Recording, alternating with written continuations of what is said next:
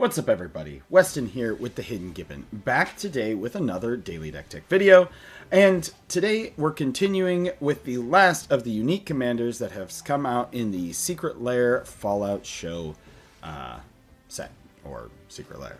And it is going to be Maximus, Knight Apparent. So I do have some caveats before I begin on this. One, I think that by far Maximus is the weakest of the three. Between the Ghoul, Lucy, and Maximus, he is just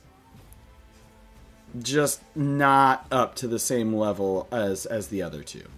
Two, I find his mechanics really clunky because, here, let me read through the card first. So, Maximus Knight Apparent, he's a 4/4 for 3 generic, 1 red, he tramples.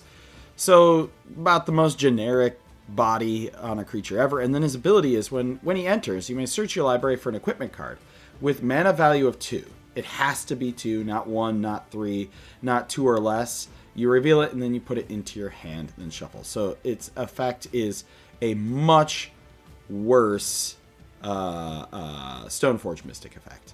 And then you can pay 1 and sacrifice an artifact to get 2 energy. So here's the deal. He's mono red. I think he should have probably been red-white. It would have given him a lot more tools in his kit to be a good card. For this deck, it's I tried to still keep it within budget, right? Below $300, below $400. Of course, you can make a deck super, super strong if you just, send the budget to the moon, because then you can just put all the busted cards in there, and then you have a commander that's just a vehicle for busted cards. So what I'm trying to do in this deck is I am trying to use the energy, and I am trying to use the Voltron aspect. Now, since he's mono red, there are only so many energy cards that we can use here. And since his ability is for mana value 2, there's only so many equipment that you can synergize off of. We do have a few equipment in here that are not 2, but, gotta have a little bit more stuff for the Voltron. And then, what we have is a really inefficient way for him to use his energy gain ability. So, without further ado, I tried, friends. I really tried. Let me know if you can think of a way to break this guy, because he just seems so meh. But we got 21 creatures in this deck, okay?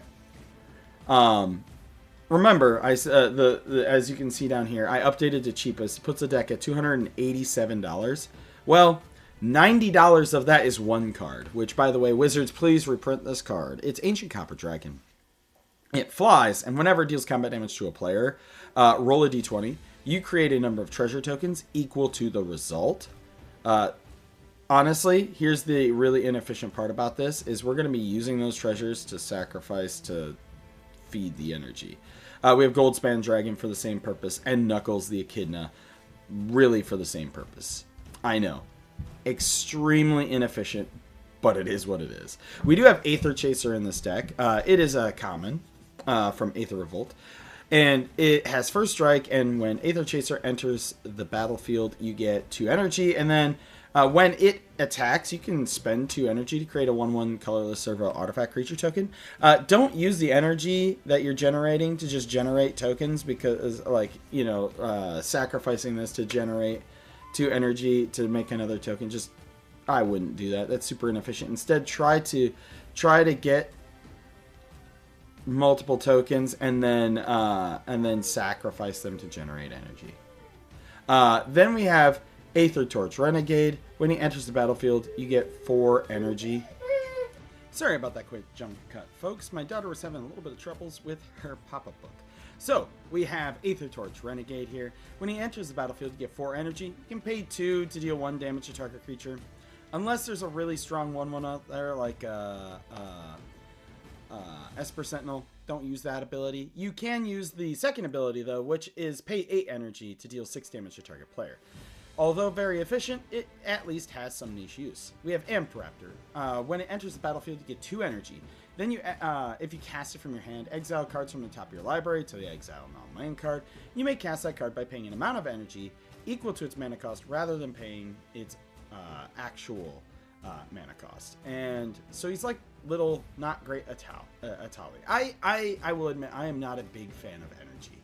I think that it needs to be expanded upon a lot more and get a lot of more tools to its kit for it to be strong. But it's such a hard mechanic to balance that if they give it too many tools, it will just be broken. Voltron Dominator. Now this is one I actually like. It's a 2/2 for 2. When it enters, you get 2 energy, and whenever an artifact creature you control attacks, you may pay 1 energy. If you do, you can put a 1/1 counter on it, a first strike counter, a trample counter on that creature. We have Brass Squire. It lets you attach equipment you control to target creature you control. Crime Novelist, which is actually a card I need to pick up for my Jaws deck I'm building. I'm building Jaws on a budget. It is whenever you sacrifice an artifact, put a 1/1 counter on Crime Novelist and add a red mana. We already went over Ancient Copper Dragon. Duchess Wayward. And you can hear my daughter in the background calling for our cat Yamato. She calls him Momos. Duchess Wayward, Tavern Keep. Whenever a creature you control deals combat damage to a player, put a quest counter on it. And then you can pay 1 and remove a quest counter from a permanent you control to create a junk token. We have Electrostatic Pummeler, which is when he enters the battlefield, you get 3 energy, and you pay 3 energy to get +X until end of turn, where X is its power. Which you're probably, like, unless you're going to use it to get pumped up with a Voltron Dominator, you're probably just going to use it to get you the 3 energy. We have Furion, the Wild Rose. Equipped creatures have haste, and whenever a non-token equipment enters, you create a token of it, except its equip cost is reduced by 2, and then you have to sacrifice it at the beginning of the next upkeep. We got Foundry Inspector to make artifact spells cost less. We have Freya Crescent, which lets you add a red mana to cast equipment spells and activate equipment abilities. We already went over Goldspan Dragon. We have Iron Murn here for red mana. Lizard Blades, because we already went over Knuckles. This you can fetch up with your Maximus. It gives a equipped creature double strike and has Reconfigure. It is a creature and an equipment. We got Professional Facebreaker. He needs no introduction. When one or more creatures you control deal damage to a player, you create a treasure token. You sack a treasure token to exile the top card of your library, and you can play it. We got Rose Cutthroat Raider. First strike and then raid. At the end of combat on your turn, if you attack this turn, create a junk token for each opponent you attacked. Junk tokens are artifacts which sacrifice this artifact. Exile the top card of your library, you can play it this turn. And whenever you sacrifice a junk, you add a red mana.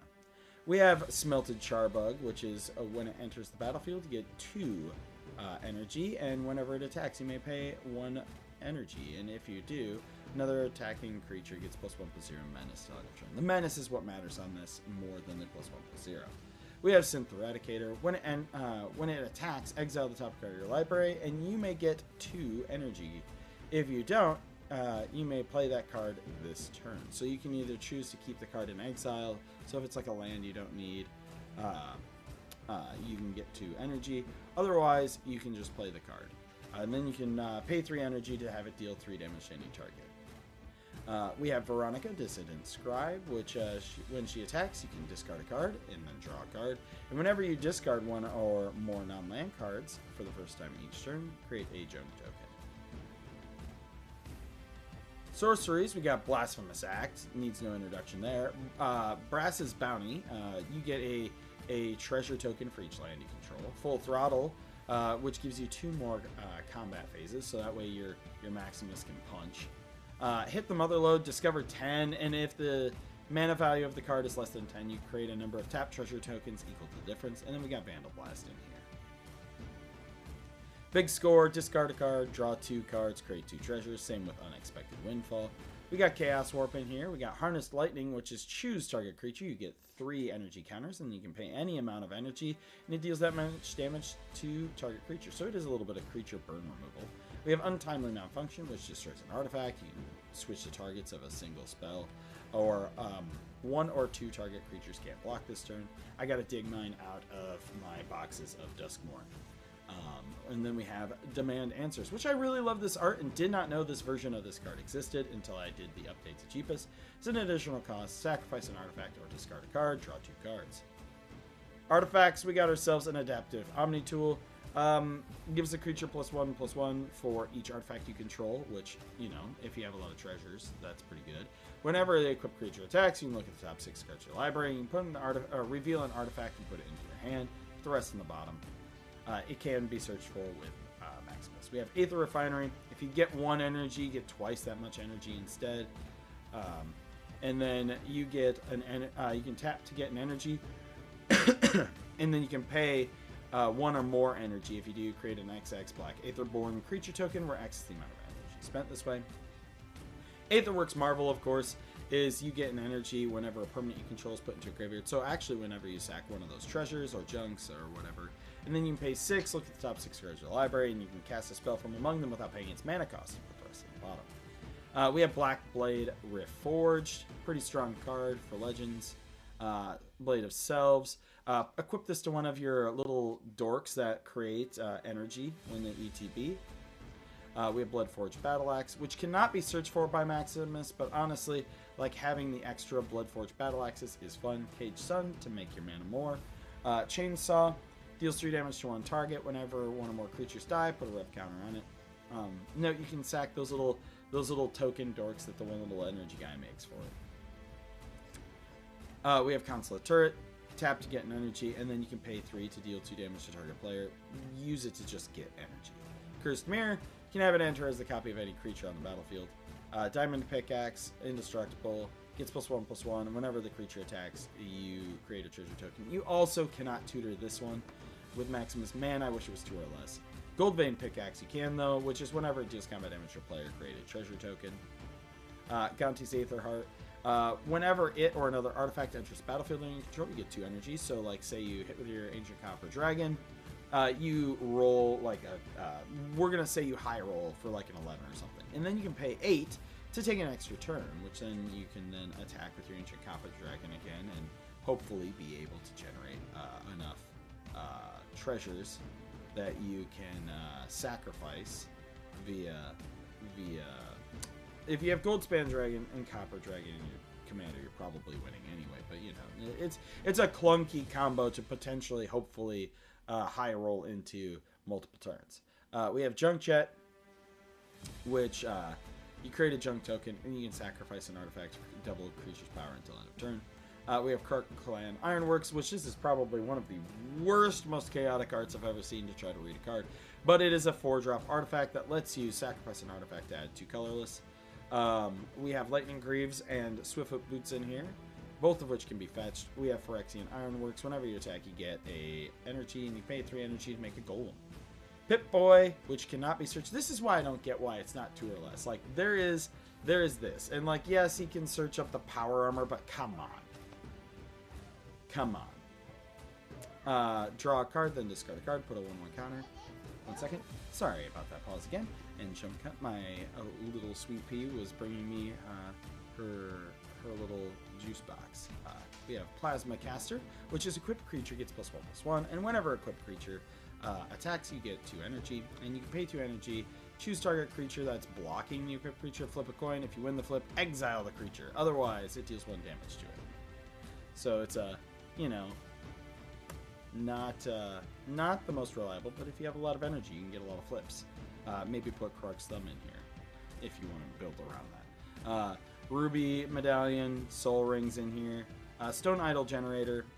Whenever a creature you control attacks, you get an energy. You can pay 6 to make a 6/12. You can only do it as a sorcery, though. Sword of the Animist, again, needs no introduction. It searches for basic land. And then T45 Power Armor. When it enters, you get 2 energy. Equipped creature gets +3/+3 and doesn't untap. And at the beginning of your upkeep, you may pay a energy. If you do, untap the equipped creature, then put your choice of a Menace, Trample, or Lifelink counter on it. Enchantments, we got Curse of Opulence. Doesn't need an introduction. Gets you gold tokens. Descent into Avernus to generate treasures and kill everyone. I love this card so much. It's also gone up like $9 in the last year. Pia's Revolution. Whenever a non-token artifact is put into a graveyard from the battlefield, return that card to your hand unless the opponent has it deal 3 damage. Sticky Fingers gives a menace, lets you create treasures, and when the enchanted creature dies, you draw a card. And then Weapons Manufacturing. Whenever a non-token artifact you control enters, create a colorless artifact token named Munitions with when this token leaves the battlefield, it deals 2 damage to any target. And then 37 Mountains. Like I said, I tried my best on this one. Also, sorry for the jump cuts. Being a parent takes priority over recording a video. So, I want to know how things go. How you might try to build him. If you agree with me that he's just... I just don't get why he feels so low-powered, so underpowered, so just done dirty. But let me know in the comments down below. As always, I am Weston with the Hidden Given. And I've got a couple viewer requests I got to get done. I think I'm going to have those for early to mid next week. And then I think I'm going to throw out a few more Fallout commanders, like maybe the Master here, you know? But let me know in the comments down below what you think. As always, I'm Weston with the Hidden Given, and I hope you all have a wonderful